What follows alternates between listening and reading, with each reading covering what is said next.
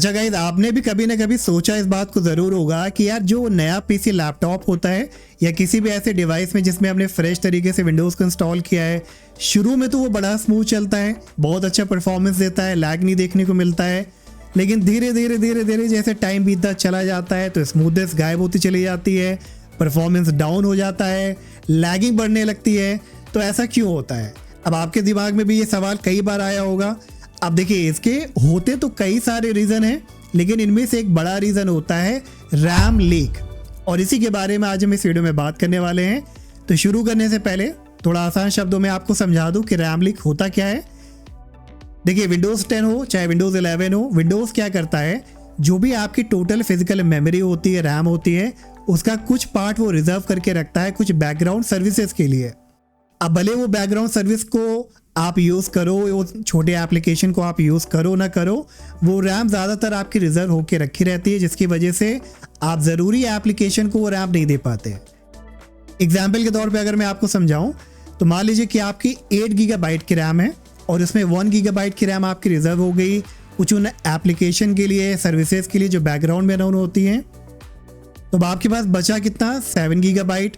तो 7 गीगाबाइट में ही आपको सारे डिवाइस को हैंडल करना है। मतलब अगर आप गेमिंग करते हो, कोई हैवी एप्लीकेशन पे काम करते हो, तो आपके पास पूरी 8 गीगाबाइट यूज़ नहीं हो रही, सिर्फ 7 गीगाबाइट यूज़ हो रही है। और इसी की वजह से कई बार आपको हैवी एप्लीकेशन में लैग देखने को मिलता है, स्टडर देखने को मिलता है, आपका जो रैम यूटिलाइजेशन होता है वो 90% के अबव चला जाता है। तो आज इस वीडियो में गाइस हम इसी प्रॉब्लम को फिक्स करेंगे ताकि आपको पूरी की पूरी रैम मिल सके और जो भी ज़रूरी एप्लीकेशन पे आप काम करना चाहते हो उसमें बिना लैग के आप काम कर पाओ। और इस एंटायर ऑप्टिमाइजेशन में कुछ हमारी रजिस्ट्री ट्विक होगी, कुछ बायोस की ट्विक होगी, कुछ 1-2 एप्लीकेशन का भी हम यूज़ करेंगे। तो एक बहुत ज़रूरी ऑप्टिमाइजेशन है। मेक श्योर आप वीडियो को स्किप मत करना, वीडियो को लास्ट तक देखना। ट्राई करूँगा फटाफट जल्दी से निपटाने का ताकि आपका ऑप्टिमाइजेशन कंप्लीट हो जाए और ज़्यादा आपका टाइम भी ना जाए। तो चलिए without any further delay start करते हैं। तो भी गाइस, मैं आ चुका हूँ विंडोज़ 11 में। अब आप चाहे विंडोज़ 11 यूज़ कर रहे हैं चाहे विंडोज़ 10, आपको दोनों ही ऑपरेटिंग सिस्टम में सेम ट्विक अप्लाई करना है। और हम शुरुआत करेंगे रजिस्ट्री ट्विक से। और रजिस्ट्री ट्विक में भी सबसे पहला काम हम क्या करेंगे, डिसेबल करेंगे मेमोरी कंप्रेशन को। अब मेमोरी कंप्रेशन क्या होता है? अब देखो, चाहे आप विंडोज़ 10 यूज़ करो चाहे विंडोज़ 11 यूज़ करो, दोनों में ही एक फीचर होता है जो कहलाता है मेमोरी कंप्रेशन। और ये बेसिकली क्या करता है, बैकग्राउंड जो डेटा होता है उसके लिए कुछ रैम को सेव करता है, उसे कॉम्प्रेस करके। तो जनरली कई जगह पे थियोरेटिकली कई जगह पे ये ठीक भी होता है, काफ़ी हेल्प भी करता है परफॉर्मेंस के लिए।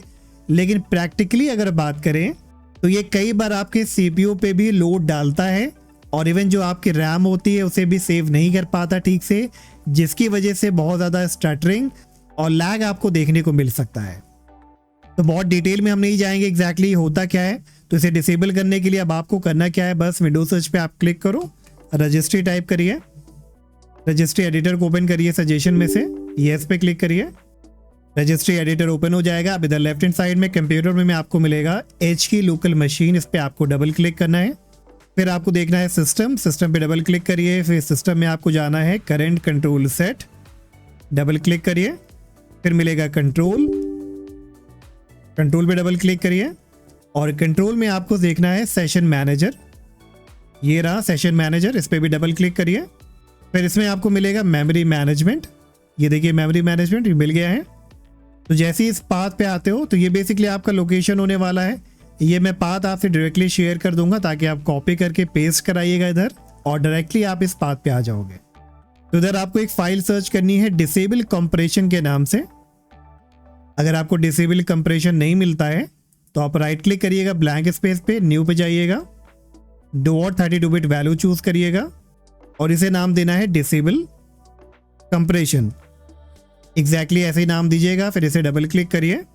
अब इसकी वैल्यू 0 होगी जो कि इनेबल्ड है, और डिसेबल करने के लिए हम क्या करेंगे, इसकी वैल्यू डेटा को 0 से 1 कर देंगे। बस ओके पे क्लिक करो। तो आपने सक्सेसफुली मेमोरी कंप्रेशन को डिसेबल कर दिया है अपने विंडोज पीसी या लैपटॉप से। अब नेक्स्ट रजिस्ट्री ट्विक में हम इम्प्रूव करेंगे रैम मैनेजमेंट को। तो इसी पाथ पे, इसी लोकेशन पे अब आपको दूसरी वैल्यू फाइंड आउट करनी है जो होगी लार्ज सिस्टम कैश के नाम से। ये देखो यहाँ पे आपको दिख रही है। अगर ये भी आपको दिखने को नहीं मिलती है तो अगेन आप राइट क्लिक करके तो और 32 बिट वैल्यू चूज करके इस फाइल को क्रिएट कर लेना। वैसे आपको ये देखने को मिल जाएगा। तो जैसे ही मिलता है इस पर आप डबल क्लिक करना और इसे आपको 0 पे ही सेट करके रखना है। अब ये लार्ज सिस्टम कैश बेसिकली होता क्या है, आप ये भी सोच रहे होगे, तो चलो मैं आपको थोड़ा सा इसके बारे में भी बता देता हूँ। लार्ज सिस्टम कैश क्या करता है, ये आपके कैश को कंट्रोल करता है जो रिसेंटली एक्सेस एप्लीकेशन होते हैं उनके लिए। तो जैसे मान लीजिए कुछ एप्लीकेशन को आपने ओपन किया, आप फ्रिक्वेंटली ओपन कर रहे हैं छोटी मोटी एप्लीकेशन को, तो उसका वो एक कैश बना के रख लेता है ताकि फ्यूचर में उसको जल्दी से ओपन कर सके। और उसके लिए आपको इसकी वैल्यू डेटा को 1 करना पड़ेगा, तभी ये इनेबल होगा। तो अब आप सोच रहे होगे यार ये तो बढ़िया है कि चलो हमने जो भी एप्लीकेशन को ओपन किया, रिसेंट एप्लीकेशन को, तो बाद में जब हम उसे ओपन करेंगे तो ये फटाफट ओपन हो जाएगी। तो ऐसा नहीं है, देखने में सुनने में तो अच्छा लगता है, लेकिन इससे प्रॉब्लम क्या होती है कि जो भी आपकी करंट अवेलेबल रैम होती है वो बहुत ज़्यादा डिक्रीज हो जाती है। और उससे क्या होता है कि मान लीजिए कि आपने कोई अदर एप्लीकेशन यूज़ करी जिसका कैश सेव नहीं हो रखा है, तो आपको उस एप्लीकेशन में बहुत ज़्यादा प्रॉब्लम आने लगती है, लैगिंग होने लगता है, या कोई एप्लीकेशन नहीं, कोई गेम भी अगर आप ओपन करते हो तो उसमें बहुत सारी प्रॉब्लम आती है। तो ओवरऑल इसे आपको 0 पे रखना है, ओके पे आप क्लिक कर देना। फिर इसके बाद आपको देखना है clear page file eight shut down, ये वाली भी वैल्यू आपको मिल जाएगी, इस पर भी आप डबल क्लिक करिएगा। अब ये हो सकता है बाय डिफॉल्ट आपका 1 पे सिलेक्टेड हो, तो अगर इसका वैल्यू डेटा 1 पे सिलेक्टेड है तो क्या होगा, नेक्स्ट टाइम जब आपका विंडोज 10 या विंडोज 11 शट डाउन होगा तो सारी की सारी जो वर्चुअल मेमोरी है वो भी क्लियर कर देगा ये, ताकि वो नेक्स्ट टाइम आपकी यूज में आ सके। अब आपको याद होगा कि मैंने अभी कुछ दिन पहले एक वीडियो बनाया था कि आपको करेक्ट तरीके से पेजिंग फाइल साइज या वर्चुअल मेमोरी कैसे सेट करना है। तो अगर आप इसे 1 पे सिलेक्ट कर दोगे और जब आपका डिवाइस शट डाउन होगा, शट डाउन होने के बाद जो भी वर्चुअल मेमोरी आपकी कहीं भी ऑक्यूपाइड हो रखी होगी वो सब कुछ रिलीज हो जाएगी, ताकि आप उसे फ्रेश तरीके से कंप्यूटर को रीस्टार्ट करते ही सारे एप्लीकेशन के लिए प्रॉपर्ली यूज कर पाओ। तो इसे भी आपको 1 पे सिलेक्टेड करना है, फिर ओके पे आप क्लिक कर देना। अब नेक्स्ट इसके बाद आपको देखना है guys non paged pool quota, ये वाला ऑप्शन, इस पे भी आप डबल क्लिक करिएगा। और ये फीचर बेसिकली यूज होता है आपके विंडोज के ड्राइवर्स के लिए और सारे कर्नल के लिए, बट कहीं ना कहीं से इस पे भी एक लिमिट लगी होती है। और लिमिट लगे होने से क्या होगा, जब भी कोई एप्लीकेशन पे आप काम करोगे, हैवी एप्लीकेशन पे आप गेमिंग करोगे, तो ड्राइवर्स और कर्नल पे एक लिमिटेशन लगे होने की वजह से वो आपका एंटायर ड्राइवर का कंजप्शन नहीं कर पाएगा। और कहीं ना कहीं से इसकी वजह से भी आपको वाइल गेमिंग या while working on heavy application आपको बहुत ज़्यादा लैग या प्रॉब्लम देखने को मिल सकती है। तो अब इसके वैल्यू डेटा को आपको क्या करना है, टाइप करना है FFF मतलब 8 टाइम F आपको टाइप करना है और ओके पे क्लिक करा देना है। तो अब हमने गाइस सक्सेसफुली रजिस्ट्री टूइक को कंप्लीट कर लिया है, तो इसे यहाँ से क्लोज करेंगे। अब नेक्स्ट बढ़ते हैं कुछ बायोस की टूइक की तरफ। और बायोस में आपने सुना होगा कि जो आपकी रैम की स्पीड होती है उसे आप बढ़ा सकते हो बायोस में जाके, जो एक ऑप्शन मिलता है XMP वाला, मेमोरी ओवरक्लॉकिंग के जरिए से, और ये हमेशा रिकमेंडेड होता है। लेकिन उससे पहले आपको करना क्या है, आप टास्क मैनेजर को ओपन करिए, फिर जाना है आपको परफॉर्मेंस वाले सेक्शन में, फिर जाना है मेमोरी में, और मेमोरी में राइट हैंड कॉर्नर पे देखो आपको स्पीड देखने को मिलती है। अब कई बार ऐसा होता है कि आपने जो रैम लगा रखी है अपने पीसी में या अपने लैपटॉप में, वो सपोर्ट करती है 3200 मेगाहर्ट्ज़ या 3800 मेगाहर्ट्ज़ या उससे ज़्यादा, लेकिन जब आप आके इधर चेक करते हो टास्क मैनेजर पे तो वो 3200 की जगह पे कितने पे सेट होके रखी है, 2400 पे। तो अगर ऐसा कुछ सिनेरियो है आपके एंड पे कि आप यहाँ पे जब स्पीड चेक कर रहे हो तो वो 3200 की जगह 2600 2400 कुछ दिखा रहा है, तो आप उसे हमेशा बढ़ा सकते हो ताकि वो एक्चुअल स्पीड में जो सपोर्ट करती है उसमें रन कर पाए। तो इस फीचर को चेंज करने के लिए गाइस डिपेंड करेगा अलग अलग बायोस के ऊपर।